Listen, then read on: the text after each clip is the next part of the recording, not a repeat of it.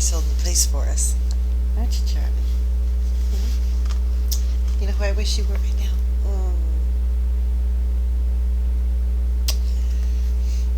I wish you was my little baby girl. My little kid. This is true. Alright, chapter 5. Becky.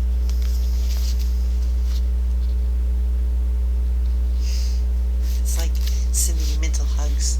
Like, hugs forever. And the magic of dolls, of course. This teddy bear could probably run over to you while you're sleeping and give you a hug from your puppy. It's true. It can happen. Okay. Serious reading. Becky.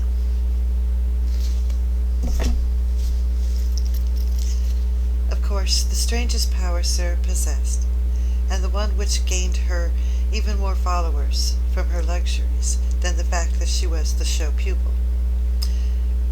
The power that Lavinia and certain other girls were most envious of, and at the same time most fascinated by in spite of themselves, was her power of telling stories, and of making everything she talked about seem like a story, whether it was one or not.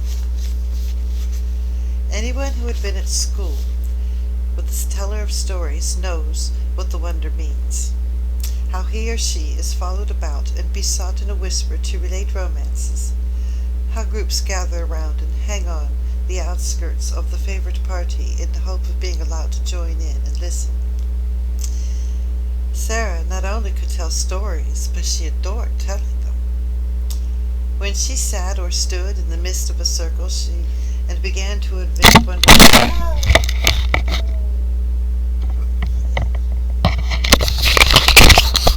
do-overs or no do-overs.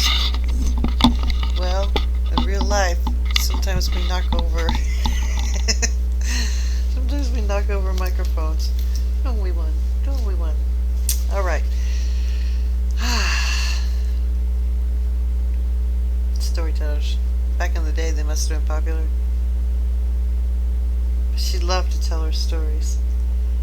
When she sat or stood in the midst of a circle and began to invent wonderful things, her green eyes grew big and shining, her cheeks flushed, and without knowing what she was doing, she began to act and made what she told lovely or alarming by the raising and dropping of her voice, the bend and sway of her slim body, and the dramatic movement of her hands. She forgot that she was talking to listening children, and saw and lived with the fairy folk, with the kings and queens and beautiful ladies whose adventures she was narrating. Sometimes, when she finished her story, she was quite out of breath with excitement, and would lay her hand on her thin, little, quick-rising chest, and half laugh, as if at herself.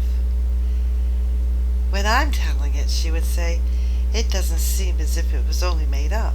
It seems more real than you are, more real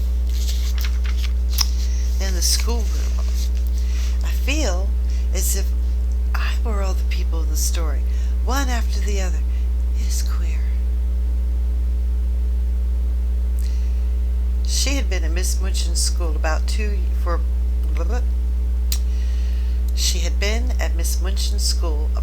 years when, one foggy winter afternoon, as she was getting out of her carriage, comfortably wrapped up in her warmest velvets and furs, and looking very much grander than she knew, she caught sight as she crossed the pavement, of a dingy little figure standing on the area steps, and stretching its neck, so that its wide open eyes might peer at her through the railings.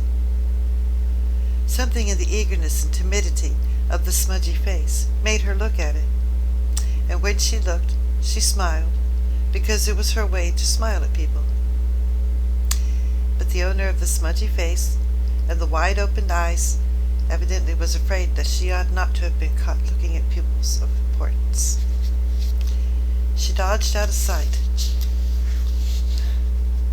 like a jack-in-the-box, and scurried back into the kitchen, disappearing so suddenly that if she had not been such a poor, little forlorn thing, Sara might have laughed in spite of herself.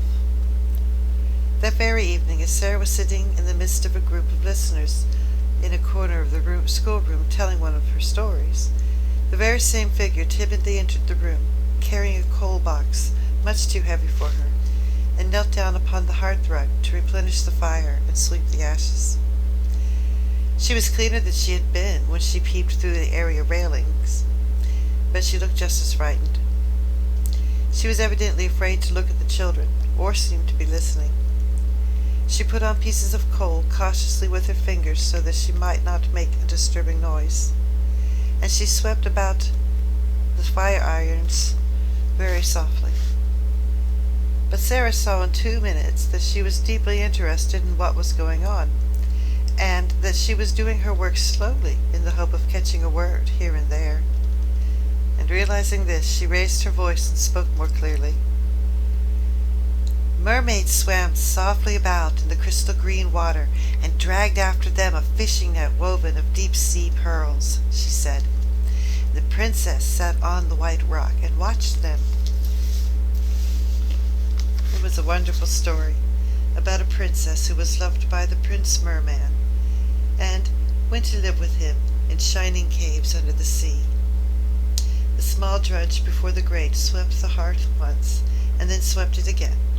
Having done it twice, she did it 3 times, and as she was doing it the 3rd time, the sound of the story so lured her to listen that she fell under the spell and actually forgot that she had no right to listen at all, and also forgot everything else. She sat down upon her heels as she knelt on the hearth rug and the brush hung idly from her fingers. The voice of the storyteller went on and drew her into winding grottos under the sea, glowing with soft, clear blue light and paved with pure golden sands. Strange sea flowers and grasses waved about her, and far away faint singing and music echoed. The hearth-brush fell from the work-roughened hand, and Lavinia Herbert looked round. "That girl's been listening," she said. The culprit snatched up her brush and scrambled to her feet. She caught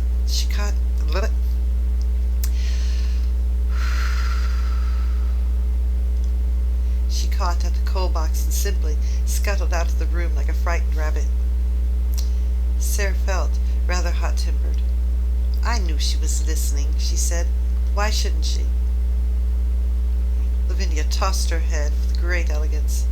"Well," she remarked, "I do know whether your mamma would like you to tell stories to serve. Well, I do not know whether your mamma would like you to tell stories to servant girls, but I know my mamma wouldn't like me to do it." "My mamma?" Sara said, looking odd. "I don't believe she would mind in the least. She knows the stories belong to everybody." "I thought," retorted Lavinia, in severe recollection, "that your mamma was dead. How could she know things?" "Do you think she doesn't know things?" said Sara in her stern little voice. Sometimes she had a rather stern little voice. "Sara's mamma knows everything," piped in Lottie. "So does my mamma, except Sara is my mamma at Miss Munchen's. My other one knows everything. The streets are shining, and there are fields and fields of lilies, and everybody gathers them, Sara tells me, when she puts me to bed." "You wicked thing," said Lavinia, turning on Sara, "making fancy stories about heaven." "There are much more splendid stories in Revelation," returned Sara.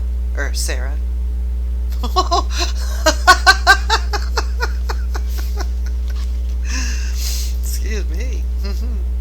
"Just look and see. How do you know mine are fairy stories? But I can tell you." And with a fine bit of unheavenly temper, "You will never find out whether they are or not, if you're not kinder to people than you are now. Come along, Lottie."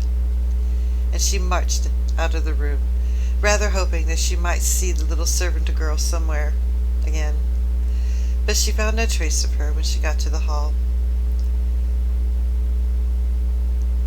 "Who's that little girl who makes the fires?" she asked Mariette that night. Mariette broke forth into the following description. Ooh. Hold on, please. Ooh. I cannot do a French accent very well, but we're going to try. Always try.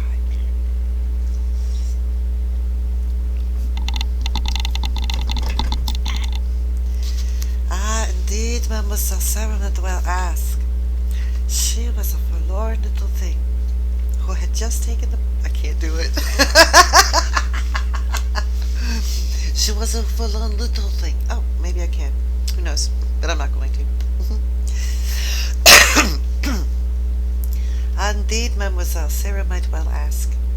She was a forlorn little thing who had just taken the place at the scullery as a place of scullery maid, though, as to being scullery maid, she was everything else besides. Blackened boots and grates, and carried heavy coal scuttles up and down stairs, and scrubbed floors and cleaned windows, and was ordered about by everybody. She was 14 years old, but was so stunted in growth that she looked to be about 12. In truth, Mariette was sorry for her. She was so timid that if one chanced to speak to her, it appeared as if her poor frightened eyes would jump out of her head. "What's her name?"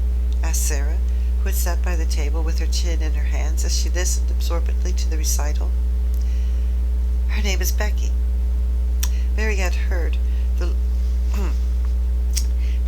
everyone below stairs calling, "Becky do this," and "Becky do that," every 5 minutes in the day. Sara sat and looked into the fire, reflecting on Becky for some time after Mariette left her. She made up a story, of which Becky was the ill-used heroine. She thought if she looked as if she had never quite enough to eat. Her very eyes were hungry. She hoped she should see her again, but though she caught sight of her carrying things up and down stairs on several occasions, she always seemed in such a hurry and so afraid of being seen that it was impossible to speak to her. But a few weeks later, on another foggy afternoon, when she entered her sitting room, she found herself confronting a rather pathetic picture. It was her own special and pet easy chair for the bright fire. Hold on. Whew.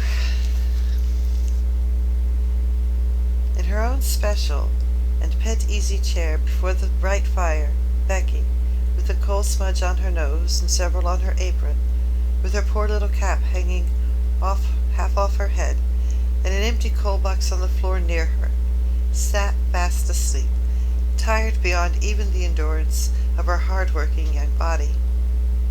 She'd been sent up to put the bedrooms in order for the evening, but there were a great many of them, and she'd been running about all day.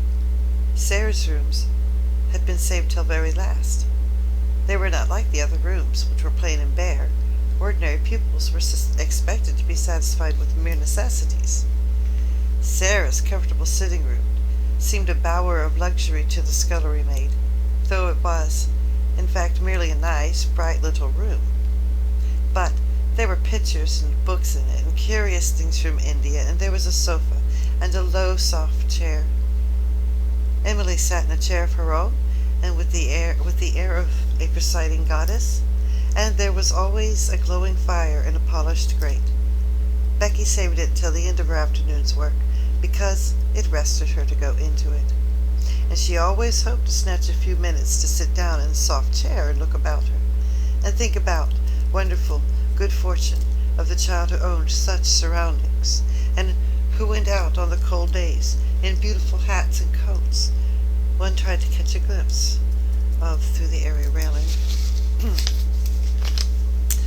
This afternoon, when she sat down, the sensation of relief to her short, aching legs had been so wonderful and delightful that it had seemed to soothe her whole body, and the glow of of the warmth and comfort from the fire had crept over her like a spell, until, as she looked at the red coals, a tired, slow smile stole over her smudged face.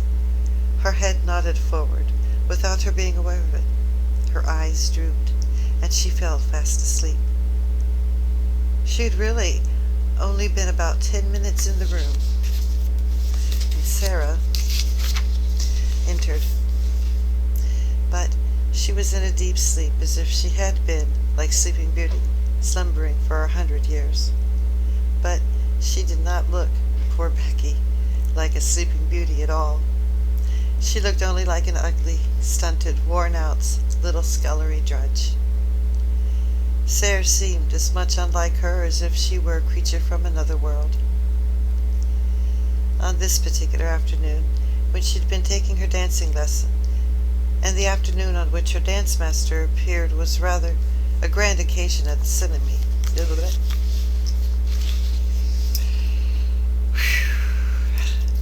On this particular afternoon, she had been taking her dancing lesson, and the afternoon on which the dancing master appeared was rather a grand occasion at the seminary, although it occurred every week. The pupils were attired in their prettiest frocks, and Sara danced particularly well, and she was very much brought forward, and Marionette was requested to make her as diaphanous and fine as possible. Diaphanous? Well, I think Dianaphis is like a very alluring goddess of some kind, so it must mean make her look sexy, man. Sexy? Too crazy? Make her look subtle and flowing and attractive and beautiful and shiny. That kind of crap. Alright. Oy.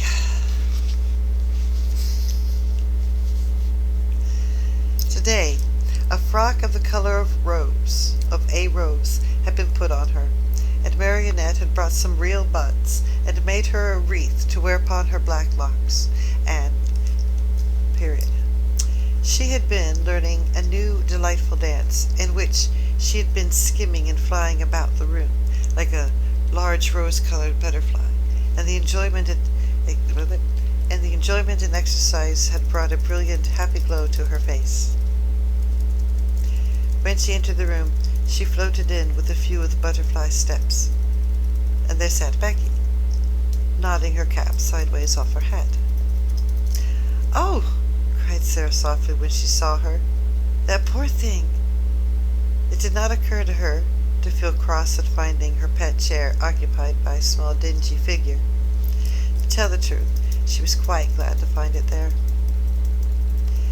When the ill-used heroine of her story weakened, she could talk to her. She crept toward her quietly and stood looking at her. Becky gave a little snore. "I wish she'd waken herself," Sara said. "I don't like to waken her, but Miss Mucho would be cross if she found out. I'll just wait a few minutes." And she took a seat on the edge of the table and sat swinging her slim rose-colored legs, and wondering what it would be best to do. Miss Amelia might come in at any moment, and if she did, Becky would be sure to be scolded. But she's so tired, she thought. She's so tired. A piece of flaming coal ended her perplexity for her that very moment. It broke off from a large lump and fell onto the fender. Becky started and opened her eyes with a frightened gasp. She did not know she had fallen asleep, and she only sat down for one moment and felt the wind She'd only sat down for one moment and felt the beautiful glow, and here she found herself staring in wild alarm at the wonderful pupil who had sat perched quite near her in like a rose-colored fairy with interested eyes. Hoo-wee. I guess not. Not two in a row.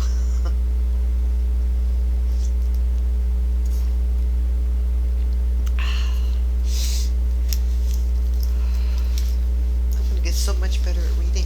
You'll see. We're going to do better. She sprang up and clutched at her cap. She felt it dangling over her ear and tried wildly to put it straight. Oh, she had gotten herself into trouble now with a vengeance. To have the impunity falling asleep in such a young lady's chair. She would be turned out of doors without wages. She made a sound like a breathless sob. "Oh, miss," she stuttered. "I asked to pardon, miss. I do, miss." Sara jumped down and came quite close to her. "Don't be frightened," she said, quite as if she had been speaking to a little girl like herself. "It doesn't matter the least bit." "Oh, I didn't go to do it, miss," protested Becky. It was the warm fire, and we've been so tired. It wasn't impertinence." Sara broke into a friendly little laugh and put her hand on her shoulder. "You were tired," she said. "You could not help it. You were not really awake yet." How poor Becky stared at her. In fact, she had never heard such a nice, friendly sound in one's voice before. She was so used to being ordered about and scolded and having her ears boxed.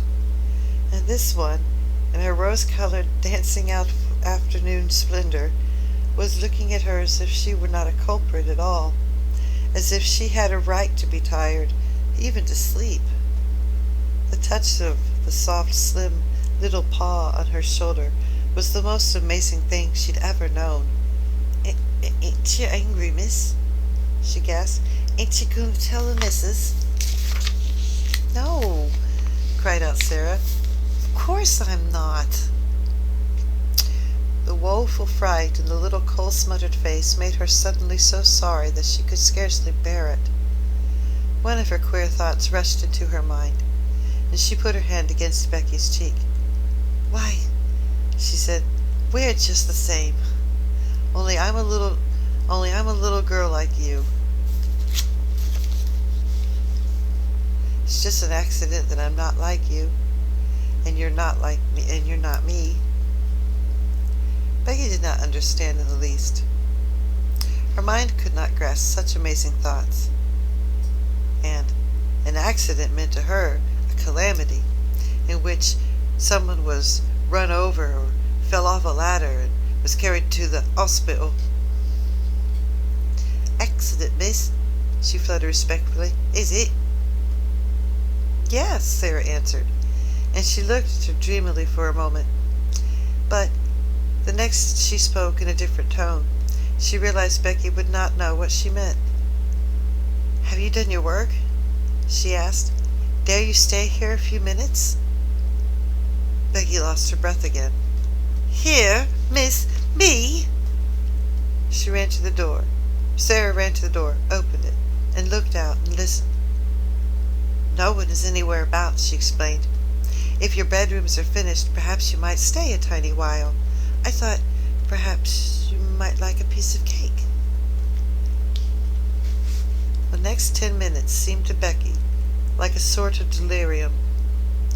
She opened a cupboard and gave her a thick slice of cake. She seemed to rejoice when it was devoured in hungry bites. She talked and asked questions and laughed until Becky's fears actually began to calm themselves, and she once or twice gathered the boldness to ask a question or two herself, daring as she might feel it to be. "Is that," she ventured, looking longingly at the rose-colored frock, and she asked it in almost a whisper, "Is that there your best?"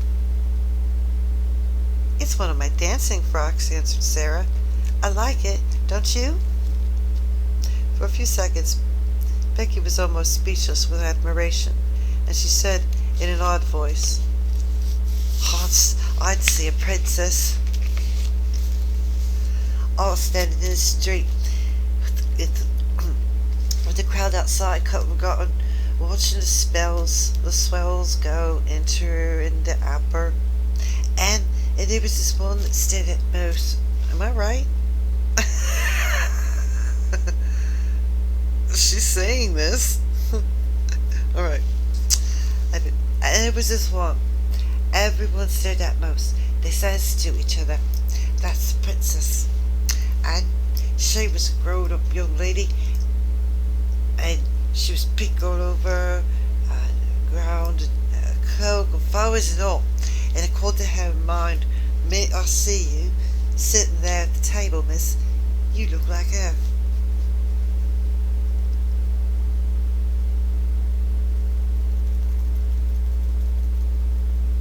I should have told that with more awe.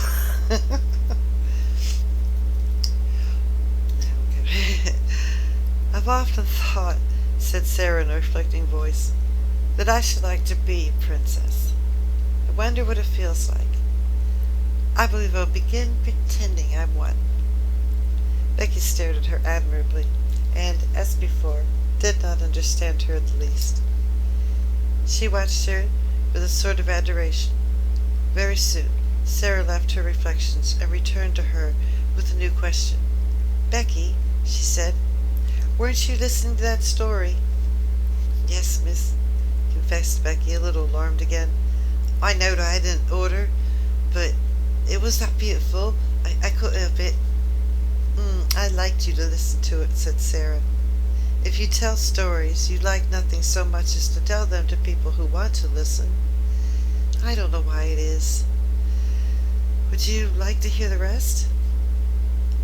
Becky lost her breath again. "Me hear it?" she cried. Well, maybe she... "Me hear it?" Yeah.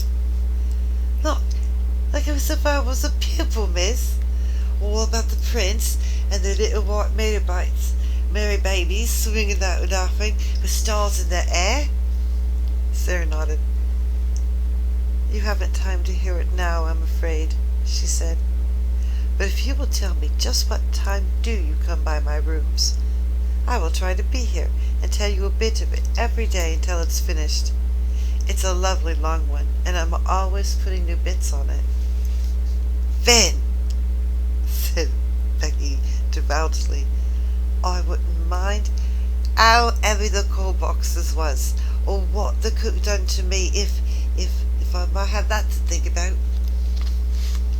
Nay, and I will tell it all to you." When Becky went downstairs, she was not the same Becky who had staggered up, loaded down by the weight of the coal shuttle. She had an extra piece of cake in her pocket, and she had been fed and warmed, and not only by the cake and the fire. Something else had warmed and fed her, and that something else was Sara. When she was gone, Sara sat at her favorite perch at the end of her table. Her feet were on a chair, her elbows on her knees, and her chin in her hands. "If I was a princess, a real princess," she murmured, "I could scatter largesse to the populace. But even if I was only a pretend princess, I can invent little things to do for people.